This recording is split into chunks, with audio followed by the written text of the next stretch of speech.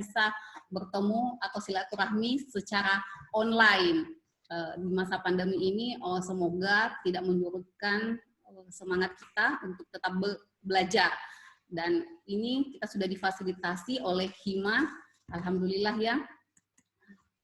Pada hari ini saya akan berbagi tentang Montessori, khususnya terkait masalah keterampilan hidup atau kemandirian anak. Saya mau share-sharing saja ya, supaya agak jelas.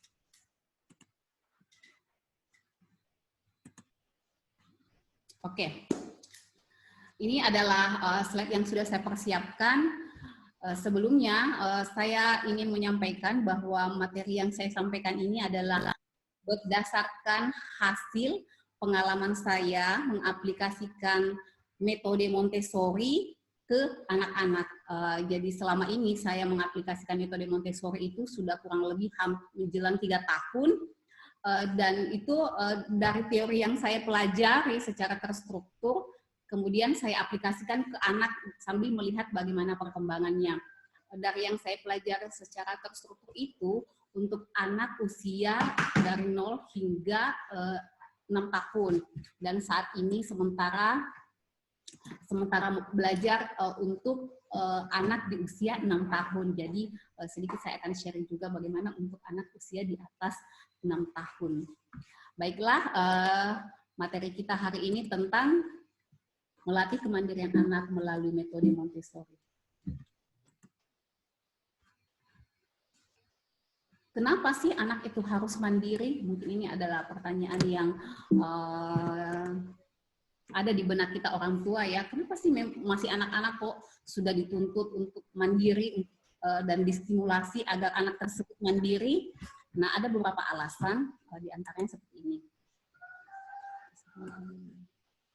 Di antaranya adalah karena anak-anak itu tidak selamanya anak-anak. Ya iyalah ya, namanya juga makhluk hidup, jadi dia akan terus berkembang. Jadi di masa anak-anaknya itu berbatas waktu, sehingga kenapa kita harus mempersiapkan anak ini untuk mandiri, karena dia tidak selalu menjadi anak-anak. Selanjutnya, orang tua dalam hal ini kita tidak selamanya bersama dengan anak.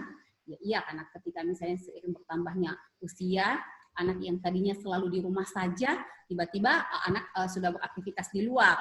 Nah itu kalau kita tidak mempersiapkan anak untuk bersikap mandiri, itu akan merugikan atau bahkan membuat anak ketika dia bersosialisasi dengan lingkungan luar itu istilahnya memprihatinkan, rawan dibully atau bahkan apa istilahnya, dia merasa tidak bertanggung jawab dan merasa rendah diri. Karena kenapa? Karena dia masih bergantung dengan orang lain.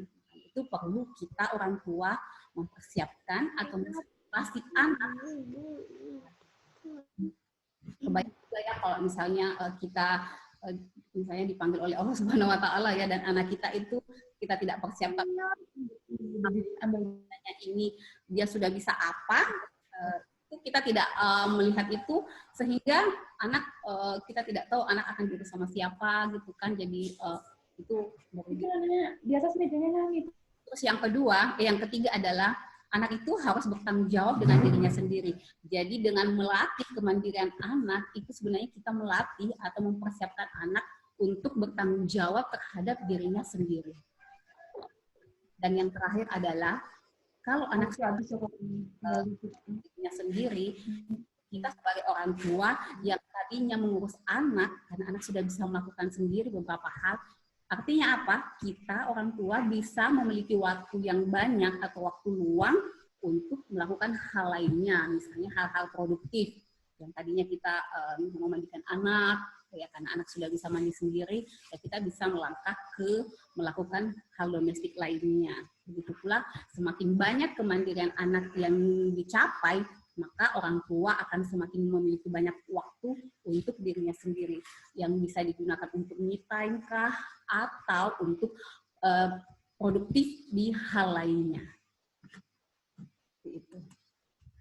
Nah, metode Montessori merupakan salah satu. Jadi saya mengatakan salah satu ya karena kenapa banyak metode lain yang bisa kita gunakan atau kita adopsi di keluarga kita untuk menstimulasi anak untuk mandiri.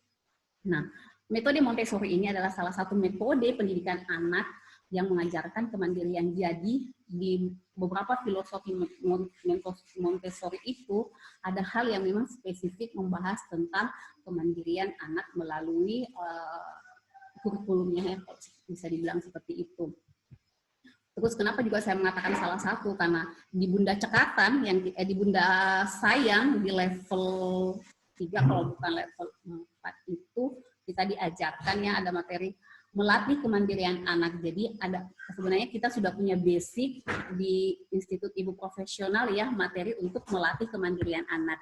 Nah di sini di materi Bunda Sayang yang ada di IP itu kan bahkan tidak ada metode Montessori di situ kan ya, metode lain yang diterapkan. Tetapi di sini saya menawarkan metode Montessori yang memang saya aplikasikan dan alhamdulillah cukup berhasil sejauh ini yang saya amati di anak-anak saya. Nah, kita berkenalan dulu dengan Montessori ya. Siapa sih itu Montessori? Jadi Montessori itu metode Montessori itu lahir dari seorang dokter dan dokter Itali perempuan pertama di Itali. Kisaran hidupnya itu masih dia hidup di masa 1870 dan 1952. Kalau kita lihat tentang masa hidup Maria Montessori ini, yang menemukan metode Montessori ini, dia ada di masa perangnya. Jadi itu yang banyak melatar belakangi metode Montessori. Jadi kalau kita melihat sejarah, dan saya juga pernah nonton filmnya terkait masalah metode Montessori ini lahir. Jadi dia itu seorang dokter yang kemudian dia ditugaskan di rumah sakit berkebutuhan khusus. Di situ dia mengamati dan melihat perkembangan anak yang memang istilahnya berkebutuhan khusus. Nah, kemudian di masa itu juga kan masa perang, dan selain masa perang juga di masa ibu para khususnya ya ibu ini banyak bekerja di sektor industri sehingga anak-anak tertinggal di rumah tanpa sentuhan pendidikan. Di situ dari hasil pengamatan Maria Montessori dia melihat anak-anak yang berkebutuhan khusus dan anak-anak yang lahir dari keluarga buruh pabrik tidak mendapatkan pendidikan yang layak, yang seharusnya yang di usianya dia harus sudah bisa di tahap bisa apa itu tidak terjadi, sehingga ini yang mendorong Maria Montessori untuk mengkaji, melihat, mengamati hingga lahirlah sekolah Montessori pertama di dunia namanya Casa dei Bambini. Jadi di sekolah itu Maria Montessori mengamati perkembangan anak, kemudian melahirkan bisa dibilang metode Montessori yang kita kenal hingga saat ini.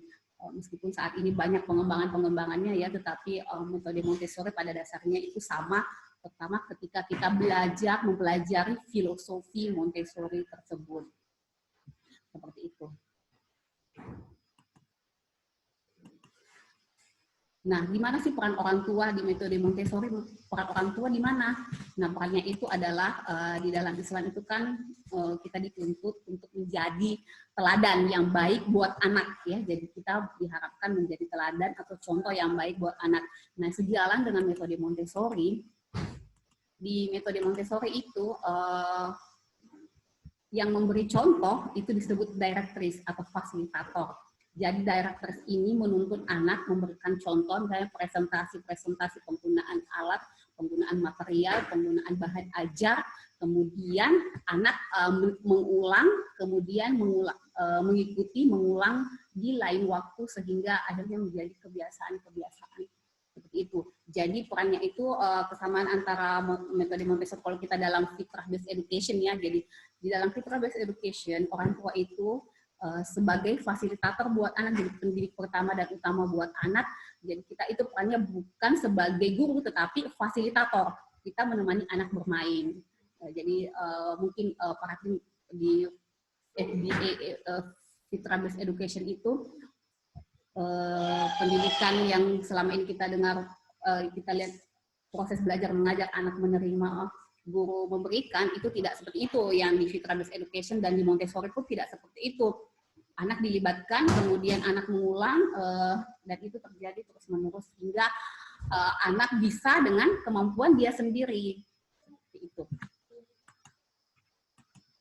Selanjutnya, nah ini yang penting ya dari metode Montessori, yaitu filosofi. Ada 7 filosofi pendekatan metode Montessori itu. Nah mungkin kalau kita mendengar metode Montessori saat ini, yang terbersih di pikiran kita adalah yang pertama biasanya adalah aparatus yang mahal, yang material belajar yang mahal. Padahal kalau kita melihat dari filosofinya ini, itu bisa tereduksi image bahwa material yang digunakan adalah mahal. Yang pertama adalah absorbent mind, di mana di masa ini istilahnya anak itu di usia anak khususnya di bawah 6 tahun ya, dia berada di masa menyerap hal-hal yang ada di sekelilingnya. Jadi kenapa kita dituntut dalam Islam menjadi teladan yang baik buat anak, karena yang selalu kita dengar di IP ya, bahwa anak itu tidak pernah salah mencontoh, tapi terkadang dia salah berkata mungkin, tapi dia tidak pernah salah mencontoh karena dia mengabsorb apa yang ada di sekelilingnya. Kita mengajarkan A, sementara kita mencontohkan atau melakukan B di rumah, maka yang diikuti adalah B, bukan yang A yang kita ajarkan.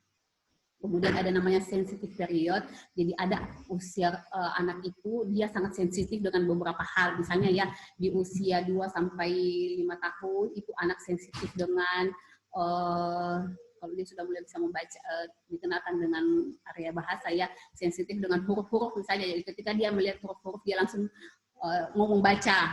Kemudian ada juga anak-anak di usia 2 tahun itu anak sensitif dengan benda-benda yang kecil, itu karena nalurinya dia memang keteraturan dan ya itu keteraturan, sehingga dia hal-hal kecil itu dia perhatikan dengan seksama. Jadi ada masa-masa di tiap usia di bawah 6 tahun itu masa sensitif. Kemudian ada namanya law of development, jadi hukum perkembangan. Dan ini kalau di dalam pendidikan kita di Indonesia istilahnya mungkin yang STTPI ya, yang STTP, standar tingkat STPP, yang tingkat pencapaian perkembangan anak ya, yang ada di Diknas biasanya yang usia 6 tahun ke bawah itu kita bisa lihat anak kita sudah di tahap mana. Kemudian ada environment, jadi ketika kita anak contohnya mempersiapkan kemandirian buat mereka, kita juga harus mempersiapkan lingkungan yang mendukung dia untuk mandiri.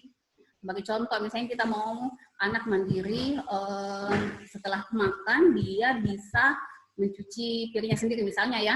Nah, setting lingkungan yang membuat anak bisa menjangkau piring yang bisa diangkat ke wastafel kemudian dicuci sendiri. Kalau itu tidak terjadi dan kita menuntut anak untuk mandiri ya yang terjadi adalah kita stres sendiri. Terus filosofi yang lainnya adalah director. Ini yang penting ya, director sini fasilitator, dan kalau dalam Islam ya orang tua kita inilah. Kemudian ada learning area, jadi di filosofi Montessori itu terutama kalau kita mengaplikasikan metode Montessori di rumah, jadi memang ada area belajar khusus buat anak. Jadi area belajar sini istilahnya bukan belajar dalam artian menerima materi ya, tetapi anak bisa belajar, maksudnya bermain, beraktivitas di situ, mengeksplorasi dirinya. Jadi beberapa area-area itu, jadi anak bisa mengembangkan dirinya di situ. Kemudian yang prinsip juga adalah prepared lesson. Jadi ketika kita mengajarkan ke anak, apalagi mengenalkan suatu hal, itu dimulai dengan prepared lesson. Period lesson sih maksudnya ya, salah ada tipe. Nah, pendekatan yang ingin saya tekankan di sini adalah filosofi yang ingin saya tekankan di sini adalah filosofi yang ketiga, yaitu law of development yang terkait dengan jadi di turunan law of development filosofi Montessori itu ada the law of independence atau hukum kemandirian.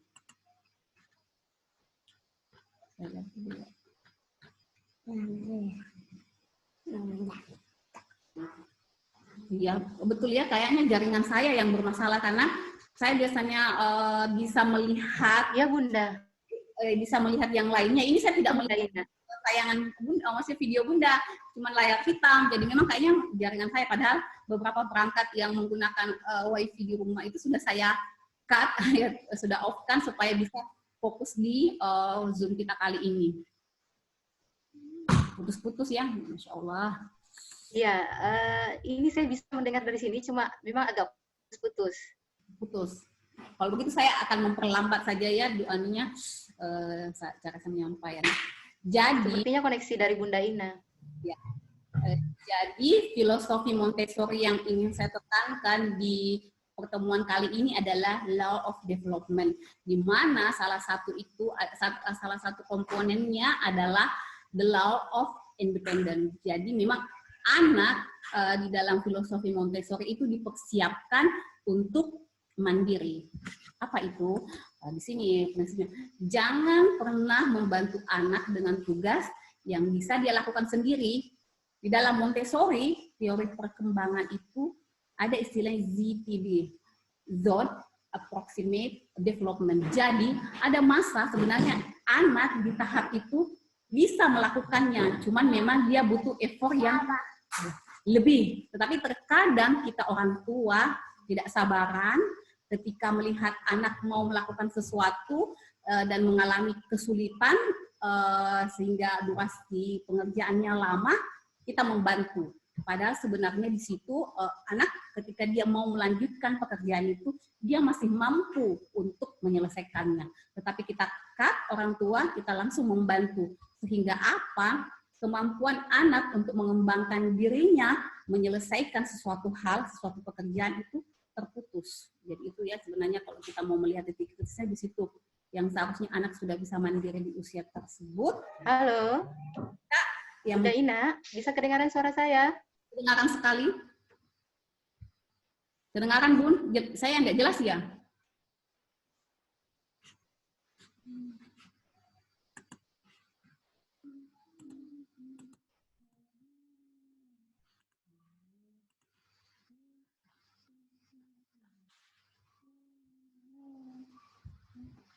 Oke.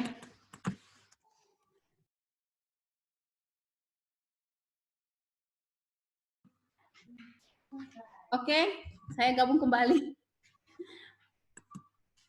Oke, alhamdulillah sudah bisa gabung kembali. Oke, silahkan Bunda Ina. Ini sudah sampai di mana ya? Halo. Oh, sampai di mana ini pemaparan saya yang diterima oleh Tadi itu di 7 filosofi Bunda Ina, 7 filosofi dari Montessori itu sendiri, cuma memang dari awal sepertinya sudah terputus-putus begitu. Oke, saya tunggu ya. Ini jadi saya mungkin bisa dimulai kembali dari itu. Iya, mungkin bisa dimulai dari 7 filosofi itu. Dari awal atau gimana? Iya. Rapikan ini dulu ya. Halo? Iya, saya mulai dari awal atau gimana? Dari 7 filosofi itu mungkin bisa dimulai dari situ Bunda Ina. 7 filosofi. Law development. Oke. Halo? Iya, oke, sip. Saya mulai ya. Oke.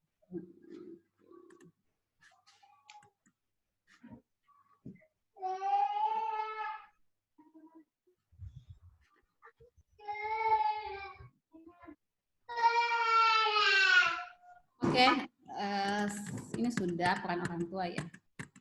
Nah, filosofi pendekatan Montessori itu ada 7. Saya tampilkan semua. Yang pertama ada absorbent mind, kemudian sensitive period, ada laws of development, kemudian private environment, directress, learning area, dan 3 period lesson. Kita langsung ke the law of development. Di sini ada salah satu hukum yang berlaku di filosofi Montessori, yaitu hukum perkembangan anak. Jadi di hukum perkembangan anak ini adalah bagaimana anak itu distimulasi untuk mandiri. Jadi jangan pernah membantu anak dengan tugas yang sebenarnya bisa dia lakukan sendiri. Dalam Montessori ada istilahnya ZPD. Jadi ZPD itu adalah Zone Approximate Development. Jadi ada istilahnya batas maksimal usaha anak untuk melakukan suatu pekerjaan, suatu aktivitas. Nah, terkadang kita orang tua ketika melihat anak mengerjakan suatu hal lama, itu kita langsung membantu. Padahal di usianya itu, di usia tertentu itu, anak bisa melakukan aktivitas tersebut. Tapi karena kita membantu, sehingga apa? Sehingga anak menganggap kemampuannya sampai di situ. Padahal ketika dia memfokusi pekerjaan itu, aktivitas itu, dia bisa menyelesaikannya. Nah, ini juga sikap orang tua yang buru-buru membantu anak, membuat apa? Membuat anak terlambat mandiri, atau yang harusnya dia sudah bisa mandiri di hal tersebut, jadi terhambat karena orang tua banyak membantu anak. Nah, latih kemandirian anak sesuai tingkat usia, ini saya banyak mengambil di Fitra Based Education, di mana di usia 0 hingga 12 bulan itu kita lakukan pembiasaan. Jadi kita mengambil salah satu filosofi Montessori yang pertama, yaitu absorbent mind. Jadi anak mengulang hal-hal tersebut, anak bisa melakukan suatu hal karena kita membiasakan atau mengulang-ulang kegiatan tersebut di anak, sehingga anak bisa melakukannya. Kemudian di usia anak 1 sampai 3 tahun itu diharapkan anak sudah bisa mengontrol diri, misalnya toilet training ya. Kemudian mengutarakan keinginannya, misalnya mau makan, mau tidur, membersihkan diri, hal-hal yang sederhana, misalnya menyikat gigi ya. Kemudian makan sendiri, memilih baju, berpakaian. Selanjutnya untuk usia 3 sampai 6 tahun itu anak sudah bisa membereskan mainan dan berbenah. Jadi distimulasi anak di usia ini adalah membereskan yang ada di rumah, berbenah dan sejenisnya yang serupa dengan tersebut. Kemudian di atas 6 tahun, nah ini juga baru saya pelajari ya, karena anak saya yang pertama itu ada di tahap ini, sehingga saya mengupdate pengetahuan teori Montessori saya untuk diaplikasikan ke anak. Jadi di usia 6 tahun ke atas, kemandirian yang perlu dilatihkan ke anak itu adalah terkait peduli lingkungan. Jadi kalau di usia 0 sampai 6 tahun itu kebanyakan aktivitas kita di dalam rumah membuat anak mandiri dengan hal-hal yang ada di dalam rumah. Nah, di usia 6 tahun dipersiapkan anak itu adalah keluar punya aktivitas lain di luar, sehingga anak dibiasakan untuk peduli dengan lingkungannya. Kemudian pengetahuan geografi penting, karena kenapa? Anak karena sudah ada di luar, sehingga dia harus punya pengetahuan geografi sendiri, misalnya alamatnya di mana, dan ini di mana, ada di wilayah mana, itu sudah perlu diajarkan. Kemudian di sini juga pentingnya ya, juga saya baru ketahui bahwa di usia anak 6 tahun itu sudah harus diajarkan hal-hal yang terkait masalah pekerjaan tangan. Misalnya kalau perempuan itu dia dibiasakan untuk bisa diam sedikit, bisa misalnya menjahit, pokoknya sejenis itu ya, yang pekerjaan tangan, yang atau memasak, kemudian yang soft skill misalnya anak kita bisa misalnya mengoperasikan handphone alat komunikasi ya, atau teknologi yang ada di rumah itu sudah bisa dia lakukan sendiri di usia 6 tahun. Nah, ini ada beberapa contoh aktivitas kemandirian anak di usia 2 sampai 6 tahun. Ini sumber yang saya ambil adalah modul diploma Montessori di Sunshine Teachers Training. Jadi ini ada beberapa aktivitas yang di usia 2 sampai 6 tahun dalam hal kemandirian anak sudah bisa. Jadi misalnya berjalan dalam ruangan, jadi di dalam prakteknya metode Montessori itu, jadi kan biasanya kalau anak biasa cenderung berlari ketika dia berjalan kan ya, dia tidak berjalan teratur. Nah, jadi itu Aisyah bisa dulu. Belum ada ya. Jadi anak-anak itu dibiasakan untuk jalan teratur dan tenang. Nah, kalau di metode Montessori di prakteknya itu ya, ada istilahnya berjalan lurus. Jadi kita membuat, kalau saya di rumah itu biasa menggunakan istilahnya lakban berwarna apakah merah atau biru, saya kasih di lantai, jadi anak berjalan lurus. Ataukah kita buat zigzag, intinya apa? Anak bisa jalan teratur sesuai dengan garis yang kita buat. Gunanya apa? Supaya membuat anak terlatih untuk mengontrol dirinya dalam berjalan, tidak selalu dengan berlari. Contoh lagi misalnya bawa kursi. Jadi ini ada beberapa ya di usia anak 2-6 tahun dalam hal kemandiriannya. Jadi aktivitas-aktivitas yang ada di sini adalah aktivitas yang mendukung atau menstimulasi anak untuk mandiri di usia 2-6 tahun. Jadi sebaiknya ini yang dilatihkan ya. Nah di sini ada menuang basah. Jadi menuang basahnya kalau di praktek yang saya lakukan itu ada menggunakan air dari satu wadah ke 2 wadah, dari satu wadah ke satu wadah tapi berbeda ukuran. Jadi intinya apa? Anak bisa misalnya kalau mengambil susu dia bisa tanpa kita bantu dia bisa mengambil sendiri. Kemudian ini saya kasih contoh ya, contoh presentasi yang saya lakukan ke anak, melatih kemandirian dia untuk anak saya ini usia 3 tahun ya, tapi ini saya sudah pernah ajarkan di usia dia 2,5 tahun. Kita lihat. Ajwa, hari ini Bunda akan memperlihatkan cara membuka dan menutup botol susu. Perhatikan ya. Siapa yang foto? Siapa yang foto ini? Yang ada di sana. Siapa yang foto ini tadi? Ajwa mau coba?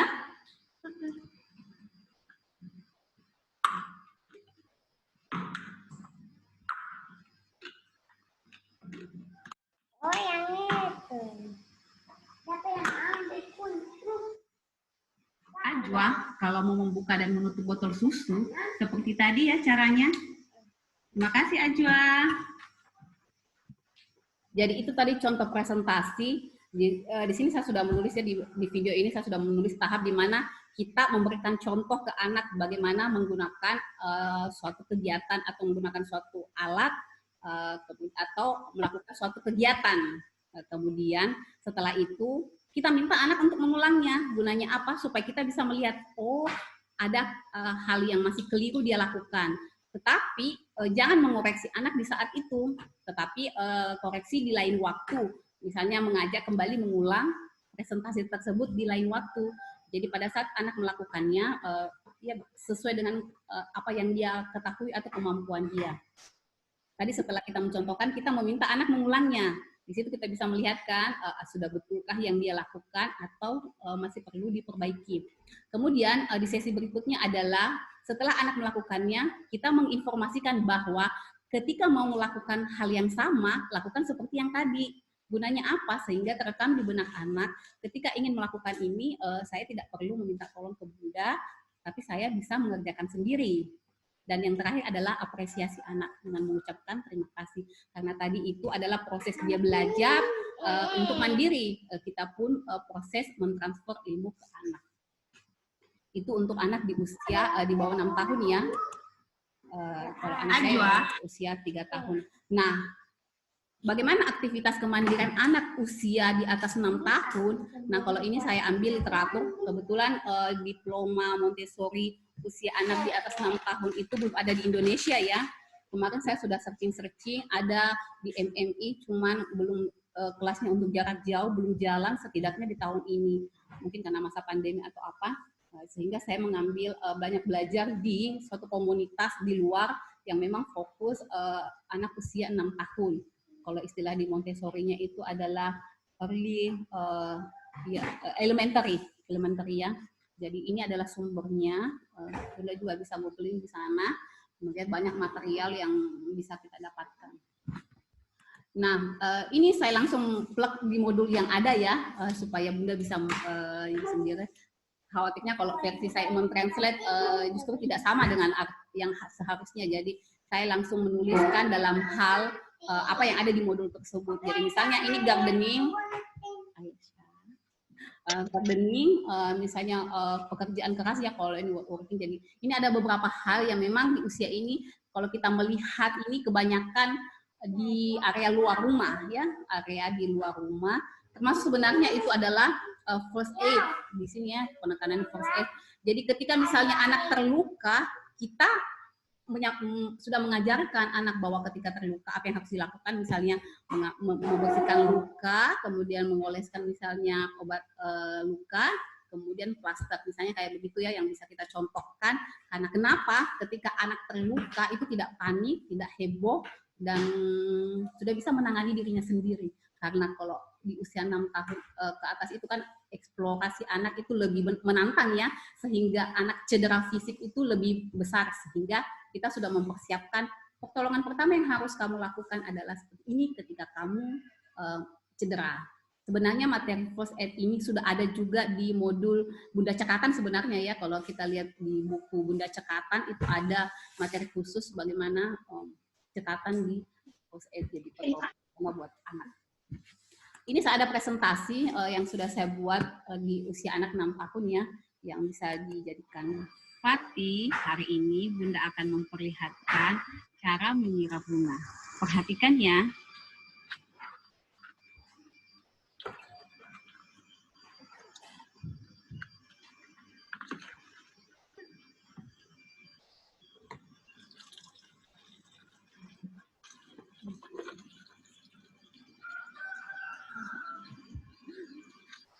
Pati mau coba?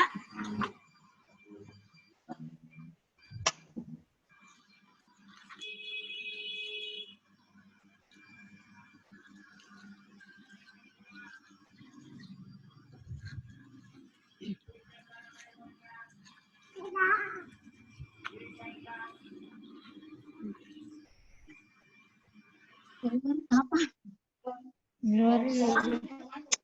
Purno mana? Ini menyiram bunga. Tadi ya caranya. Terima kasih Pati.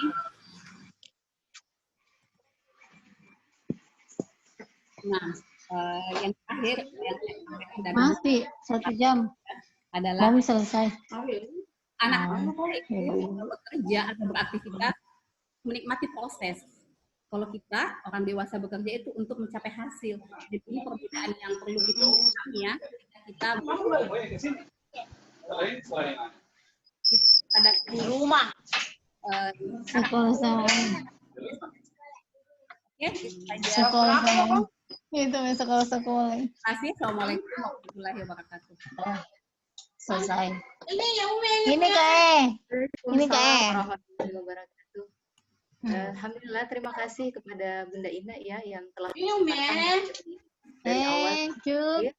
Mohon maaf terlebih dahulu mungkin untuk partisipan yang lain menonaktifkan mikrofonnya ya, supaya tidak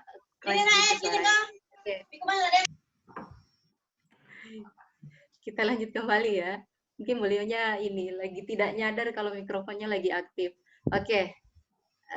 Seperti tadi sudah dipaparkan oleh Bunda Ina, lengkap sudah materinya tentang Montessori ya, mulai dari apa sih Montessori itu sendiri, kemudian siapa penemunya, kemudian ada 7 filosofi pendekatan yang digunakan, lengkap dengan contoh-contoh kemandirian anak beserta tahapan penggunaan tiap usianya begitu ya. Tapi tentu akan banyak pertanyaan di sini. Untuk bunda-bunda yang ingin mengajukan pertanyaan, silakan ya untuk menekan icon raise hand ada di partisipan. Kemudian nanti akan saya persilahkan untuk mengajukan pertanyaannya. Silakan bunda-bunda sekalian yang ingin mengajukan pertanyaan, atau mungkin raise hand-nya lari ke host ya. Mungkin Bunda Ina bisa pantau di situ ininya apa yang ingin mengajukan pertanyaan. Bunda Mursilatun ya. Bentar ya, saya kasih pindah dulu ya. Oke. Oke, udah. Ada 2 yang mau bertanya tadi. Silakan host. Oke, silakan. Oke, silakan di raise hand kembali ya, Bunda yang ingin tadi mengajukan pertanyaan supaya saya bisa terbaca. Bunda siapa tadi ya? Yang pertama. Dan Bunda Latur. Naima. Oke. Bunda Marsilatun, saya persilahkan terlebih dahulu ya kepada Bunda Marsilatun untuk langsung mengajukan pertanyaannya. Silahkan, Bunda. Baik, terima kasih Bunda atas kesempatannya. Saya Mursilatun, Bunda dari Emma, sekarang usianya 23 bulan. Kalau misalkan tadi untuk yang kan 23 bulan, insya Allah sudah mau masuk yang 2 tahun ya Bun ya, belajarnya. Misalkan saya sudah mengajarkan anak cara membuka botol, dan anak sudah mencontohnya. Misalkan di hari itu berhasil, kemudian besoknya pada saat dia mencoba lagi, dia kesulitan. Ada kondisi kadang dia tidak mau dibantu sama saya. Tapi kadang ketika dia sudah mencoba tidak berhasil lagi, dia akhirnya meminta tolong kepada kita. Itu bagaimana sebaiknya sikap kita? Apakah kita langsung ajarin aja atau ngasih kesempatan lagi buat dia supaya belajar lagi kayak gitu Bunda. Itu aja Bunda, terima kasih. Ya, terima kasih. Langsung saya jawab ya Bunda Ani ya. Oke, silahkan Bunda. Saya jawab, kalau misalnya di presentasi pertama anak mengulang sudah bisa, artinya sudah bisa dengan benar ya, artinya di masa berikutnya ketika anak kelelahan atau tidak mau menyelesaikan karena kesulitan, sebaiknya jangan langsung dibantu. Lihat dulu kemampuannya, lihat faktor maksudnya, jangan sampai anak itu tidak bisa karena kenapa? Dia capek atau karena tidak fokus sehingga dia tidak maksimal, tidak bisa membuka botol. Karena kenapa? Pada saat mengulang, pada saat presentasi di saat mengajarkannya itu, Bunda sudah melihat, sudah bisa dan sudah betul apa yang dilakukan. Jadi itu saja patokannya. Di presentasi pertama saat anak mengulang apa yang sudah betul, berarti itu sudah bisa. Kali berikutnya dia mengulang tetapi gagal atau istilahnya butuh bantuan dan kesulitan, langsung dibantu. Kelelahan kah? Stres? Kita orang tua tidak langsung membantu. Itu yang itu tadi ya, kita langsung membantu sehingga dia tidak mau lagi ketika membuka dan menutup botol susunya itu, tidak mau lagi kalau tidak dibantu. Karena kenapa? Ketika kita langsung, ketika kesulitan kita tidak langsung bantu, pokoknya akhirnya apa? Itu akan istilahnya ada lagi istilahnya ledakan Montessori. Jadi hasil terbaiknya adalah karena sering pengulangan dan anak sudah nyaman dengan kondisi tersebut. Bunda, kembali ke Bunda Ani. Oke, baik, terima kasih penjelasannya Bunda Ina. Jadi istilahnya mungkin ini ya Bunda Ina, apa namanya? Terkadang memang anak-anak itu kalau moodnya lagi bagus, lagi baik, dia akan melakukannya dengan sendirinya. Tetapi sama seperti orang dewasa kali ya. Jadi ketika pada saat moodnya lagi turun, nah itu untuk memotivasinya itu yang penuh tantangan gitu. Nah ini mungkin yang menjadi PR gitu ya bagi kita sebagai orang tua, bagaimana cara memotivasi supaya anak kita bisa on terus. Kalau bahasanya teman saya itu on terus gitu. Karena terkadang anak kita itu on off-nya gitu, ada on off-nya, sama seperti saklat. Ada on off-nya, kadang dia lagi bagus dan kadang juga dia lagi menolak untuk melakukan kegiatan gitu. Nah, untuk pertanyaan selanjutnya, ini ada beberapa yang masih masuk di room chat. Sambil menunggu yang langsung ingin bertanya, saya bacakan dulu ya, terkait dengan gimana sih cara memotivasi anak untuk dia bisa membersihkan mainannya sendiri gitu. Apakah ini jika dia menolak, kita sebagai orang tua yang akan membantunya atau biarkan berantakan begitu saja gitu. Karena anaknya nolak nih, sudah dibiarkan berantakan begitu saja sampai anaknya mau. Ini gimana Bunda Ina? Oke, saya tanya dulu ya. Anak tidak mau membereskan mainannya, sudah pernah dicontohkan tidak? Atau sudah pernah diajarkan anak tidak bagaimana membereskan mainan? Jadi kita jangan langsung buru-buru, anak tidak mau membereskan, tetapi ketika kita sudah, itulah bagusnya di presentasi lengkap Montessori ya. Jadi saya contohkan begini, misalnya pada saat anak masih untuk Montessori kita berhomeschooling kah atau sekolah, itu kan ada rak, ada baki-baki ya. Jadi anak itu diajarkan bagaimana membawa baki, kemudian kita presentasi. Setelah presentasi, kita meminta anak mengembalikan mainan material tersebut atau baki tersebut ada di tempatnya. Kalau mau memainkannya lagi, silahkan ambil di baki. Jadi sebenarnya itu adalah apa? Untuk mengajarkan anak, kalau mainan ini sudah digunakan, kembalikan ke tempatnya. Kalau mau mengambil, memainkan, ambil lagi dari tempat ke tempat mainan. Karena gunanya apa? Melatih anak membereskan mainan. Kalau itu sudah terbiasa, pengalaman saya pribadi ya, itu dituntas di periode ya di live, sehingga apa, saya tidak stres, jarang stres kalau bisa dibilang di rumah itu. Di rak yang ada di belakang saya ini selalu rapi, bukan karena saya merapikan, tapi anak saya sudah terbiasa merapikan sendiri. Karena kenapa? Memang tidak instan, tidak langsung. Ada beberapa bulan anak saya bisa terbiasa untuk mengembalikan mainan. Bayangkan kan banyak perintilan-perintilan kecil, tapi itu karena sudah terbiasa dengan hal-hal yang besar. Setelah simpel kan, setelah mau main ambil bakinya, kemudian sudah balikin lagi. Proses itu akhirnya apa? Berlaku di mainan umumnya, bukan mainan Montessori. Misalnya mainan masak-masakannya, yang plastik, atau mainan mobil-mobilnya. Ketika sudah selesai, diambil di box, dibereskan, disimpan lagi. Jadi saya minim stres di situ. Karena kenapa? Memang agak lama. Di awal-awalnya itu, ya tuntaskan dulu, ngambil mainan, kalau mau dimainkan.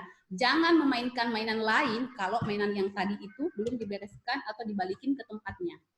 Jadi itu sebenarnya kita juga buat aturan ke anak ya, bahwa mainan yang lain boleh dimaini, tapi kecuali kalau mau dimainkan bersamaan boleh, tetapi itu ingat ada aturan setelah main dibereskan. Jadi itu yang terus saya sounding ke anak. Jadi saya pulang misalnya dulu waktu masih sering ke kampus ya, mainan tetap beres. Saya tidak stres dengan ketika pulang mainan berantakan. Jadi saya sebenarnya agak-agak ini juga ya sama Bunda yang misalnya yang memaklumkan ketika anak itu kamarnya kah atau ruang bermainnya berantakan, yang artinya ketika misalnya itu berantakan artinya itu dibaca dengan anak. No way, di Montessori tidak begitu. Itu harus rapi. Karena kenapa? Anak itu punya sensitive period, anak itu suka keteraturan. Sebenarnya anak itu suka rapi, keteraturan. Nah itu kalau di dalam fitrah based education, jangan pudahkan itu, jangan kaburkan, karena itu fitrah anak. Jadi ketika misalnya itu tidak dibereskan, temani dia, maksudnya ajarkan ini dibalikin ke tempatnya, itu berulang sehingga anak terbiasa. Jadi sama dengan kalau ada anak yang sudah malas bangun pagi ya, padahal sudah sekolah, yaitu mungkin di masa bait terkaburkan fitrahnya, ketika azan subuh dia melek, kita pupuk kembali supaya tidur. Sama juga, karena anak itu sebenarnya suka dengan keteraturan. Kita yang mengaburkan sehingga berantakan dimaklumi, karena masih anak-anak juga. Oh, tidak begitu ya, di Montessori tidak seperti itu. Jadi tetap rapi, bukan karena direktris atau orang tua yang merapikan, tapi anak sendiri karena sudah dibiasakan. Itu saja, Bu Nani.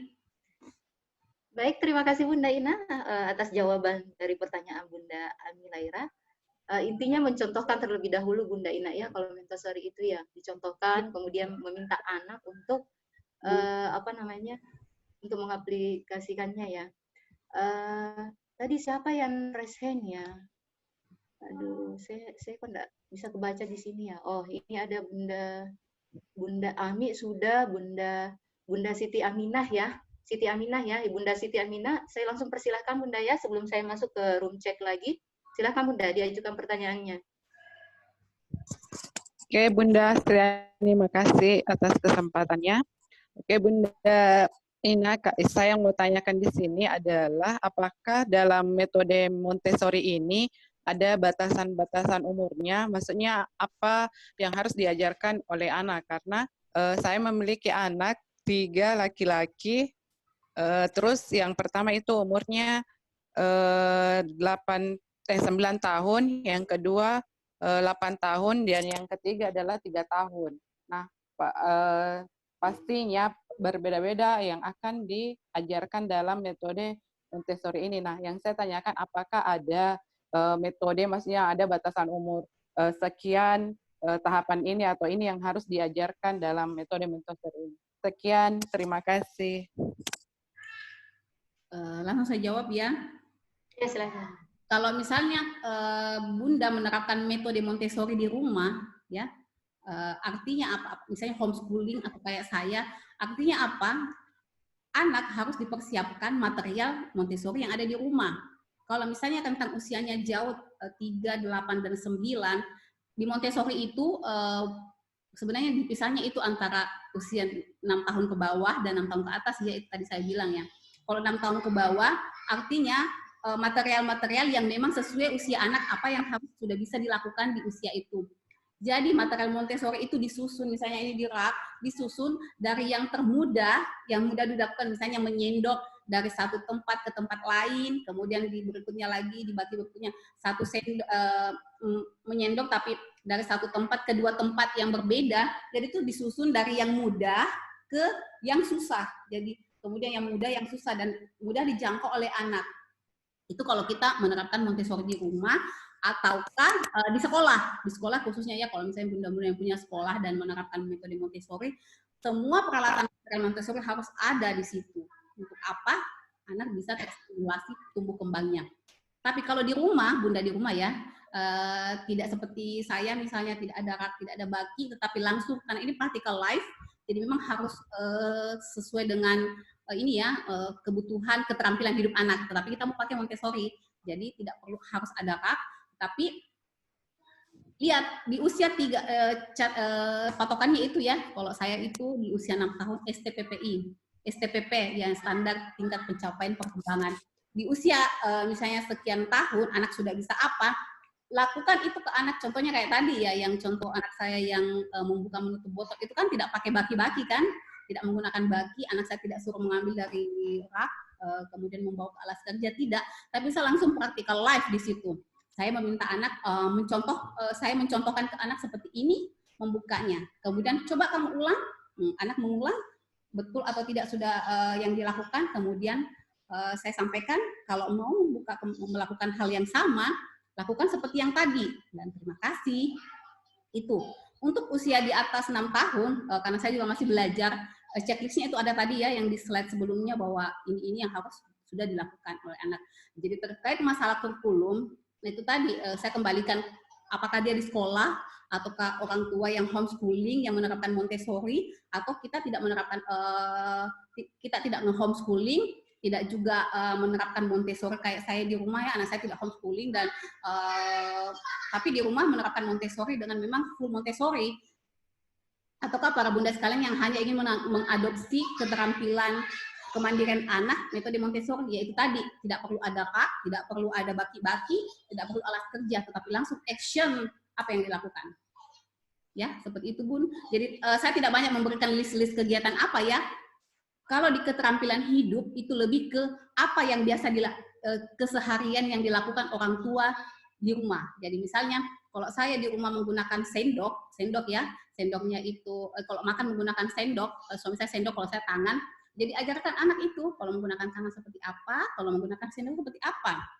Kalau misalnya menggunakan sumpit, ajarkan anak menggunakan sumpit. Jadi jangan mengada-ada mengajarkan anak yang sebenarnya di rumah tidak kita lakukan itu. Jadi kita lihat saja di rumah itu, misalnya mandi, contoh ya mandi. 3 anak saya, 6 tahun, 5 tahun, dan 3 tahun itu sudah bisa mandi sendiri.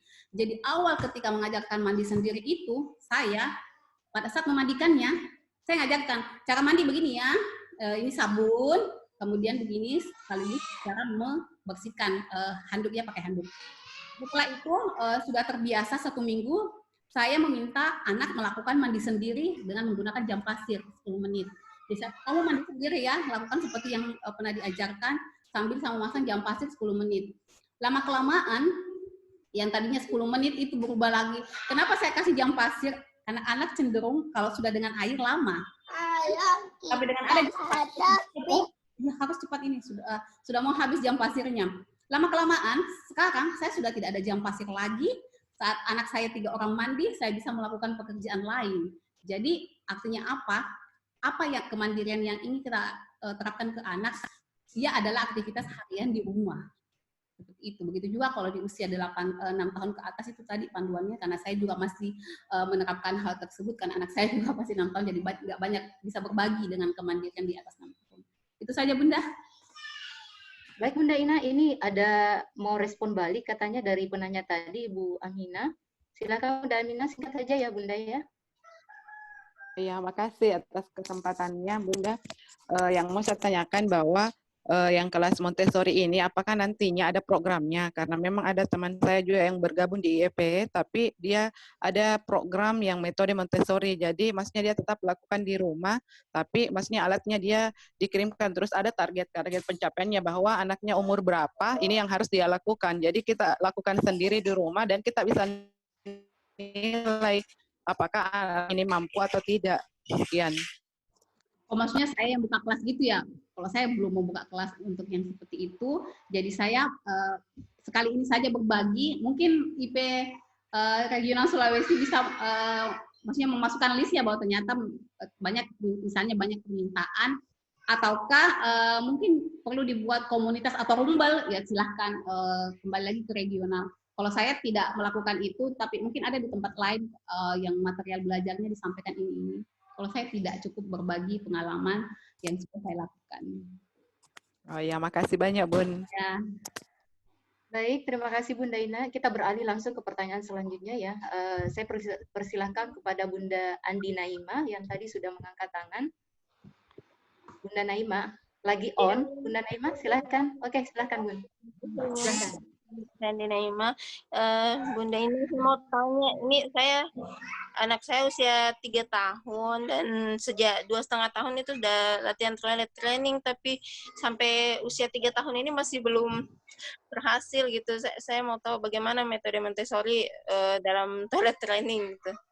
Terus apakah ini karena saya lihat tadi metode Montessori itu menjelaskan ke anak dengan kalimat baku, apakah harus seperti itu tiap mau mencontohkan?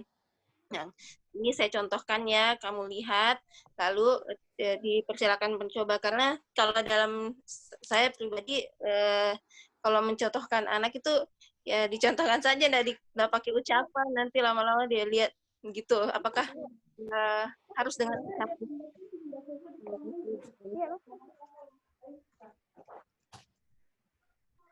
Kayaknya ya. Sudah kayaknya ya, Bu. Sudah? Ya, sudah. Silakan Bunda Ina. Oke, saya jawab dulu yang kalimat baku ya. Kalau di Montessori memang harus menggunakan itu. Karena targetnya apa? Area Montessori itu ada 5, jadi berjenjang. Nanti sebelum dia bahasa, area bahasanya akan berkembang, kita melatih anak mengucapkan kalimat yang baik dan benar. Jadi misalnya Bunda akan memperlihatkan dan kali seperti itu ya caranya. Yang terakhir ya bersama Bunda, sebenarnya itu mengajarkan anak berterima kasih, kemudian mengajarkan anak, jadi ada tujuan tidak langsung. Jadi bukan hanya sekedar contohkan.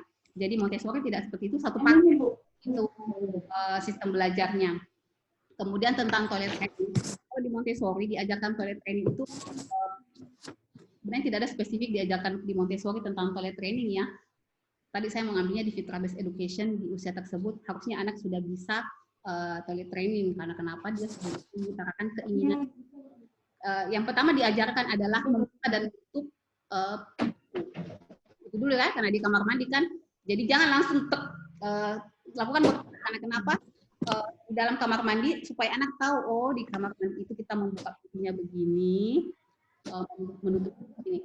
Kemudian di toilet kita berbentuk apa, misalnya toilet atau apa, diajarkan tutorialnya ceritanya ya. Seperti ini ya, kalau kamu ini seperti ini ya caranya, tidak perlu dulu mengajarkan hal sudah bagaimana perasaannya, misalnya sudah mau BAB atau buang air kecil, tidak, dalam tapi lingkungan dia bisa yang pertama dilakukan, karena terkait masalah ketika anak mau buang air langsung ke kamar mandi itu kan misalnya nak bilang guru baru akan dia hal-hal yang ada di lingkungan toilet yang penting dulu. Kalau di Montessori lingkungannya dulu diajar targetnya apa. Jadi di Montessori itu tidak langsung diajarkan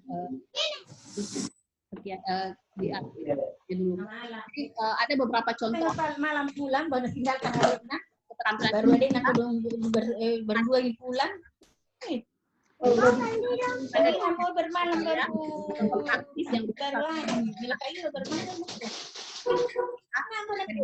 Kayak kalau Buan kurangnya Buan ada yang mengajarkan dan baik, termasuk ketika menyapa, cara menyapa orang seperti apa, diajarkan ke anak supaya kenapa targetnya adalah anak yang lebih tertata bahasanya, lebih istilahnya beraktif ya. Kalau di dalam Islam kita adabnya dapat, meskipun target akhirnya masih jauh, tapi sejak dini sudah dibiasakan hal tersebut. Itu saja Bunda. Oke, baik. Terima kasih Bunda Ina. Saya langsung masuk ke room chat ya. Ada pertanyaan tadi dari Bunda, sebentar saya scroll, dari Bunda Candayani. Pertanyaannya adalah pembiasaan anak dari usia 0 sampai 12 bulan seperti apa saja. Nah, anak beliau ini berusia 9 bulan. Jadi yang ditanyakan adalah pembiasaan anak 0 sampai 12 bulan dalam metode Montessori itu seperti apa? Gitu. Silakan Bunda.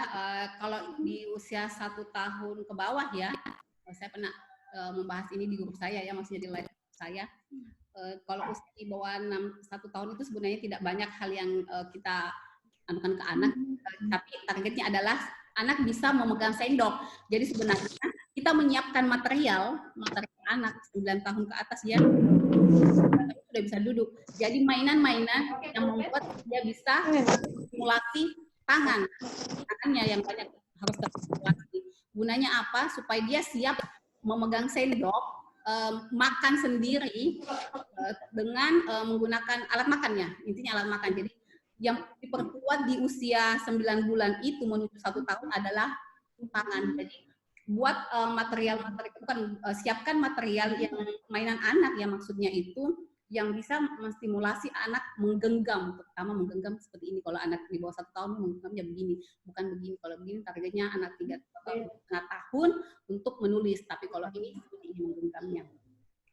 Ada material banyak ya sebenarnya, kayak box, kemudian juga yang puzzle knob kalau di usia 9.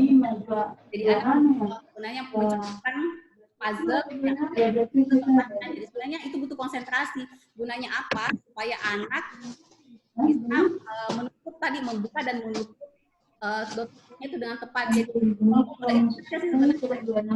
dot susu tutupnya pasti. Jadi dia akan belajar berulang-ulang mencocokkan membuka dan menutup. Tidak sih sebenarnya stimulasi, karena kenapa?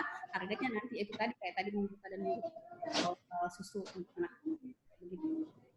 Itu saja Bun.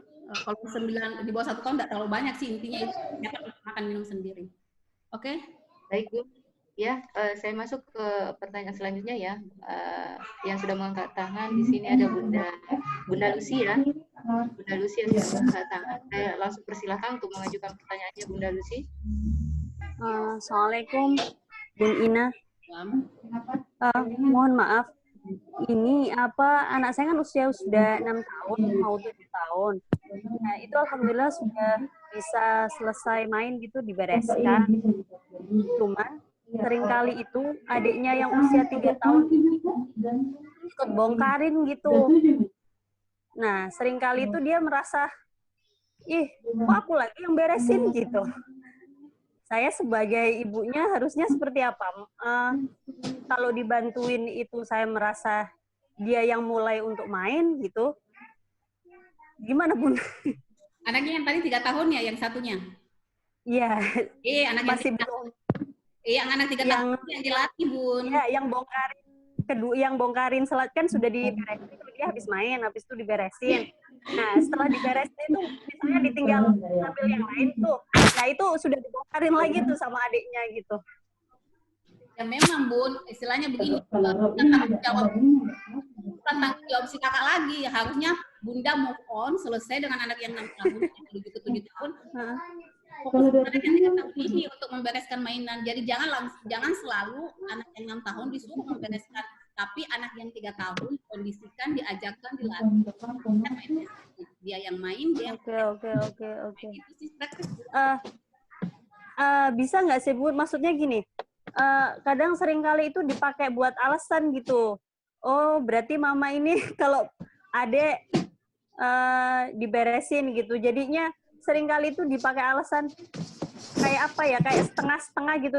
Beneran nggak sih diberesin dia sama dibongkarin adiknya gitu. Soalnya kan space-nya nggak bisa banyak-banyak. Ruang kita kan kecil kan Bun ya. Rumah kita kecil. Jadinya kadang saya mikir, ini diberesin kakaknya apa dibongkarin adiknya ya gitu. Saya juga nggak bisa memastikan gitu. Gimana Bun? Kalau saya sih, rumah saya juga nggak besar ya Bun, tapi memang saya ketika misalnya anak saya justru lebih parah lagi karena ada usia di bawah. Saya tanya, ini yang saya melatih anak untuk jujur. Ini siapa yang main? Dia bereskan. Ketika bukan saya Bunda. Ya sudah si adik ketika bukan saya. Siapa dong? Berarti ada dia barengan membereskan. Kalau begitu kamu yang berdua membereskan. Itu yang saya lakukan. Intinya siapa yang melakukan itu yang harus membereskan. Dan sebenarnya bukan masalah Bun, itu sebenarnya bagaimana kita tega dengan anak mempersiapkan dia mandiri. Jangan cenderung oh ya tidak, jangan membantu si 3 tahun karena sebenarnya di usia itu sudah bisa membereskan mainannya sendiri. Seperti itu. Kalau saya mungkin agak tega sekali, apalagi kayak anak saya ini 3 tahun paling membongkar, saya melatih dia untuk tidak harus kakaknya yang membereskan, tapi dia yang membongkar, dia yang membereskan. Itu Bun. Oke, siap-siap. Terima kasih, Wina. Terima kasih Bunda Lucy atas pertanyaannya. Apakah masih ada yang terlewat? Saya coba scroll dulu ya di room chat. Sepertinya Bun Eli tadi mau bertanya ya? Bunda siapa? Bunda Eli ya? Bunda Eli, coba. Bunda Eli Serliana. Betul ya, Bunda Eli Serliana ya? Oh, Bunda Wiwik ya, Bunda Wiwik. Silakan Bunda Wiwik. Iya, silakan. Silakan Bunda Wiwik. Assalamualaikum warahmatullahi wabarakatuh, Bunda Ina. Waalaikumsalam. Begini Bun, yang saya tahu mohon diluruskan kalau saya salah. Kan ada 5 area belajar di Montessori. Nah, bagaimana dalam penataan belajarnya itu Bun? Apakah 5 sentra itu, 5 area belajar itu harus dipisah-pisahkan atau di antara 5 area itu ada yang bisa digabung? Misalnya karena keterbatasan tempat mungkin atau kita mau menghemat budget juga. Nah, itu saja Bun. Makasih. Oke, makasih Bunda. Jadi kembali lagi, kalau Bunda homeschooling, ya, kalau homeschooling dan menerapkan Montessori, artinya semua area harus ada di setiap rak. Jadi misalnya di dekat ruang makan itu area raknya itu rak practical life, misalnya di tempat lain lagi apa gitu, pokoknya ada 5 area itu harus ada. Kalau Bunda homeschooling Montessori. Kalau Bunda kalau sekolah juga lebih parah lagi, harus memang bahkan jelas ruangan ini area bahasa, area practical life, bahkan disusun berdasarkan yang seharusnya ya, practical life dulu, baru sensorial, matematika, bahasa, ilmu budaya. Itu kalau di sekolah. Tapi kalau Bunda tidak homeschooling, tidak juga full Montessori, ya tidak perlu. Ataukah kalau misalnya Bunda mau Montessori langsung 5 area tersebut, tapi harus tuntas dulu ya, practical life dan sensorial. 2 area ini harus tuntas di Montessori, baru bisa ke area bahasa, budaya, dengan matematika. Contohnya adalah, kayak di belakang saya ini gabung ya, ada budaya, ada matematika, banyak di sini. Meskipun jadi di ruangan rak-rak yang ada di rumah itu sebenarnya ada beberapa ya, bahkan ada khusus buat anak bayi saya di atas. Jadi di tiap ruangan itu ada, oh ini kalau mau belajar ini. Cuman ini memang yang favorit karena di sini belajar umum. Kalau saya menggunakan istilah tematik, ya. Jadi kalau karena saya sudah tuntas belajar Montessori-nya dan sudah dapat feel-nya bahwa oh Montessori itu, karena saya bukan homeschooling Montessori, artinya saya tematik. Tematik artinya apa? Saya mau mengajarkan bulan ini anak saya tentang, misalnya temanya adalah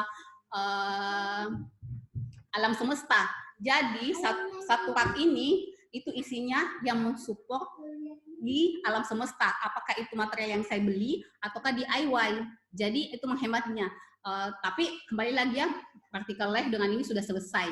Kalaupun misalnya kayak Bunda yang tidak menerapkan Montessori School di rumah, jadi area practical life itu tidak perlu dirak-rak seperti ini, tidak perlu ada baki, ada alas kerja, tetapi itu langsung bisa dipraktikkan di misalnya di dapur atau di ruang-ruangan yang memang mau kemandirian. Tetapi kalau misalnya mau tematik saja kayak ini secara berkala saya ganti bulan depan atau bahkan 2 minggu saya ganti isinya yang ada di sini itu sudah saya ganti-ganti. Artinya apa? Ketika anak mengambil ini sudah tematik, oh dia akan belajar sebulan itu belajar geografi terus.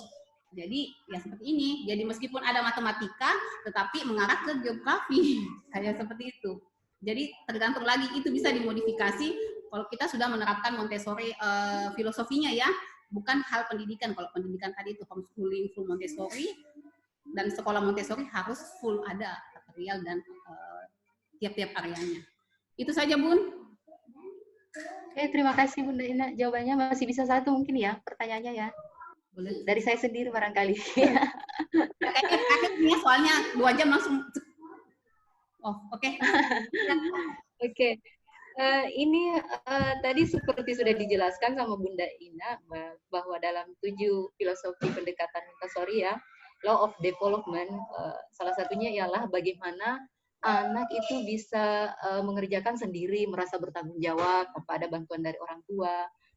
Nah ini yang ingin saya tanyakan, batasannya sampai mana sih misalnya orang tua membantu atau memandu anak gitu, apa ada tidak gitu batasannya gitu.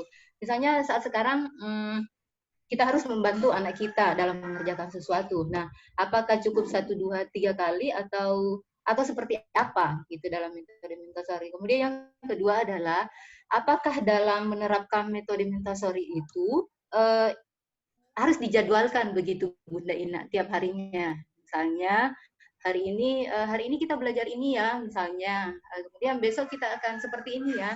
Nah, itukah apakah harus terjadwal dengan rapi selama sebulan atau seperti apa biar hasilnya nanti bisa lebih maksimal gitu. Terima kasih Bunda Ina. Oke, terima kasih. Yang pertama tentang kemandirian ya. Kalau misalnya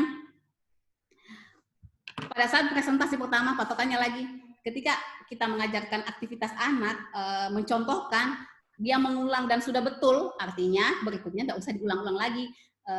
Kita mencontohkan, cukup anak yang mengulang sendiri. Karena kenapa? Dia sudah betul. Kecuali kalau ada koreksinya atau kesalahan, misalnya besoknya lagi, ulang lagi dengan hal yang sama. Misalnya tadi contohnya seumpamanya Ajwa salah membuka botolnya itu, besoknya saya mengulang cara yang benar sampai dia melakukan dengan benar. Tapi karena kalau 1 kali dia sudah benar, artinya tidak perlu kita mengulang presentasi tersebut. Kalau di rumah ya. Terus kalau masalah tematik atau apa itu bergantung ke Bunda. Jadi kalau saya tidak ada khusus belajar Montessori ke anak ya, tidak ada. Kecuali karena dia punya guru privat 3 kali sepekan, Senin, Rabu, Jumat, jadi jam 9 sampai jam 12, itu pun tergantung dia mau mengambil apa, saya sudah menyiapkan materialnya. Di luar hari itu, saya tidak menyiapkan waktu khusus buat anak kita belajar. Yang saya lakukan adalah cukup menyiapkan material, karena kenapa? Misalnya tadi ketika saya di sini, anak-anak sudah langsung ada di sini memilih mainan apa yang mau dimaini. Begitu juga ketika misalnya saya tidak ada di tempat ini, tetapi di tempat lain, misalnya di area lain, rak lain sudah saya setting sedemikian rupa, tema apa yang ingin saya ajarkan ke anak. Jadi saya tidak kayak, hari ini kita belajar geografi ya, tidak, tetapi saya cukup menyiapkan material yang ada, mungkin karena anak saya sudah di tahap, sudah bisa belajar langsung ya, belajar mandiri, mengambil bahan belajarnya atau materialnya kemudian ini. Jadi itu yang saya lakukan, saya tidak kayak di sekolah, ya, tematik ya, maksudnya di sekolah Senin belajar apa, Selasa belajar apa, waktu pun tidak, cuman saya ketika fokus mau mengajarkan Montessori ya, saya ada di ruangan ini mengajarkan hal lain, jadi saya tidak fokus melihat ke anak, atau ayo kamu ini, tidak, tapi saya duduk saja mengerjakan pekerjaan saya, dia juga sudah langsung mengerjakan misalnya menuliskah, atau menghitung, paling saya cuma mengobservasi, karena memang semua material yang ada di sini sudah dipresentasikan ke dia dan sudah betul. Jadi dia tinggal mengulangnya lagi. Jadi saya tinggal mengobservasi, oh iya sudah bisa, oh sudah berkembangnya yang tadinya mungkin biasa-biasa saja, oh berkembang pesat, bahkan dia sudah memodifikasi dengan material lain. Jadi tidak ada waktu khusus, kalaupun misalnya ada waktu khusus itu cuman karena saya ada di ruangan tersebut, duduk mengerjakan suatu hal sehingga anak saya datang semua berkumpul, memilih mainan apa yang mau dimaini yang memang sudah saya siapkan sesuai dengan tema yang sudah saya susun sebelumnya. Itu saja, Bun. Baik, terima kasih Bunda Ina. Jadi kita sebagai orang tua melihat sejauh mana anak bisa melakukannya secara mandiri, begitu ya Bun ya. Jadi ketika anak sudah bisa melakukannya secara mandiri, maka kita mungkin sebagai pengontrol saja atau mengawasi begitu. Dan ketika ada yang melenceng, maka kita kembali mengingatkannya. Move on ke yang berikutnya lagi, kemandirian apa yang mau dicapai ke anak. Seperti itu. Sehingga ini saya mau mempersilakan, saya baca ada di room chat. Pertanyaan dari Bunda Serliana yaitu gimana jika anak di usia 3 tahun bisa lebih rapi, tapi di usia 5 tahun agak susah rapi atau bersih. Gimana jika anak di usia 3 tahun bisa lebih rapi, tapi di usia 5 tahun agak susah rapi atau bersih? Bunda Serliana mana nih? Oke, saya sudah nangkap itu maksudnya. Oke, silakan. Oke, ini sejalan dengan Ustaz Hari bilang ya, bahwa sebenarnya ketika anak di pesantren, dia sudah bisa, ketika sudah di luar pesantren, libur syariah. Jadi sama juga dengan ini. Jadi anak yang sudah terkondisikan rapi, sudah bisa ya. Tapi kenapa di usia atas dia itu memudar, itu karena lingkungan tidak mensupport dia untuk kembali untuk rapi. Jadi apa? Karena anak melihat, jadi kembali lagi anak itu mencontoh. Jadi mungkin dia lihat bunda yang bersikap yang tadinya sudah mengajarkan kerapihan, kebersihan yang bagus, tiba-tiba dia melihat, oh tidak seperti itu yang dia lihat, bisa tidak rapi, atau bahkan lingkungan memang yang mengkondisikan dia untuk tidak rapi, sehingga apa, standar kerapihan anak itu menurun, sehingga akhirnya tidak seperti ketika dia berusia 3 tahun. Jadi kalau yang saya amati ya, di pengalaman pribadi saya, sebelum menikah, tingkat standar kerapihan, kebersihan saya itu tinggi sekali. Sampai akhirnya menurun semenjak menikah, sehingga punya anak, sampai akhirnya itu naik kembali pada saat saya mengenal Montessori, bahwa kenapa itu bisa dikondisikan, bisa diajarkan ke anak hal tersebut. Dan itu terbukti dari 2 tahun saya menerapkan Montessori, saya minum stres dengan yang namanya kerapihan, bahkan standar saya sudah naik kembali. Karena kenapa? Anak-anak saya juga mengikut. Karena kenapa di lingkungan itu, dan saya mengajarkan dan mencontohkan dan tidak memudar sama sekali, karena akhirnya anak sudah terbiasa dengan lingkungan yang rapi. Kayak begitu Bunda. Itu mungkin maksudnya ya. Jadi intinya pudar karena lingkungan tidak mensupport dia untuk bersih, rapi. Gitu Bun. Baik, alhamdulillah, terima kasih atas ini ya. Masih ada pertanyaan? Sudah tidak ada ya? Coba saya cek, siapa tahu saya kelewat. Oke, sudah tidak ada lagi ya. Alhamdulillah, 1 jam lebih kita bersama pada hari ini, Masya Allah, pemaparannya luar biasa. Yang dijadwalkan hanya 60 menit, ternyata kita sekarang sudah di setengah 12, ya, sudah hampir jam 12 ya, jadi hampir 2 jam Bunda Ina membersamai kita pada hari ini. Masya Allah, barakallah Bunda Ina ya. Kita doakan semoga di tempat yang baru nanti lebih sukses, amin. Dan kepada semua peserta partisipan, terima kasih ya sudah meluangkan waktunya dari awal hingga akhir. Semoga apa yang telah dipaparkan narasumber kita pada hari ini, intinya adalah kita dapat mengaplikasikannya kepada anak-anak kita gitu. Jadi saya awalnya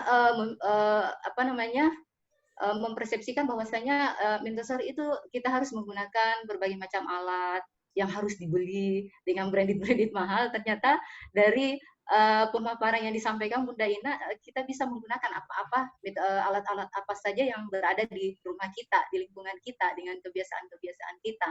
Nah, seperti itu mungkin barangkali yang bisa kita dapat ya, yang bisa kita ambil dari materi hari ini. Semoga bermanfaat. Intinya adalah aplikasinya ya.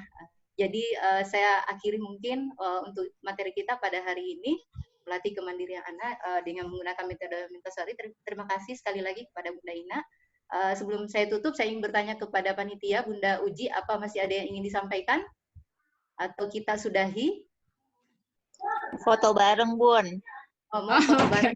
Oh, ada Bunda Nifronya. Oh iya, silakan diaktifkan semua mikrofonnya ya dan saling menyapa. Hey, say hello. Yang pakai laptop mungkin ya. Yang pakai laptop mungkin bisa screenshot.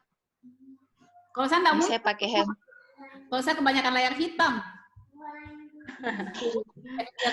Soalnya saya pakai handphone ini. Alhamdulillah. Saya menunggu saja hasil jadinya, Bunda ya. Oke. Oh iya, mungkin sedikit Bunda ya sebelum tutup. Bagian anak-anak di belakang juga pada heboh, sudah heboh. Kayaknya mau pakai belajar laptopnya, jadi mungkin terima kasih Bunda Ina sebagai pemateri, terus Bunda Dipto sebagai moderator. Alhamdulillah hari ini ya, segala kekurangan mohon dimaafkan Bunda, mudah-mudahan next event kita bisa lebih maksimal lagi. Sudah keluar-keluar anak-anak di belakang.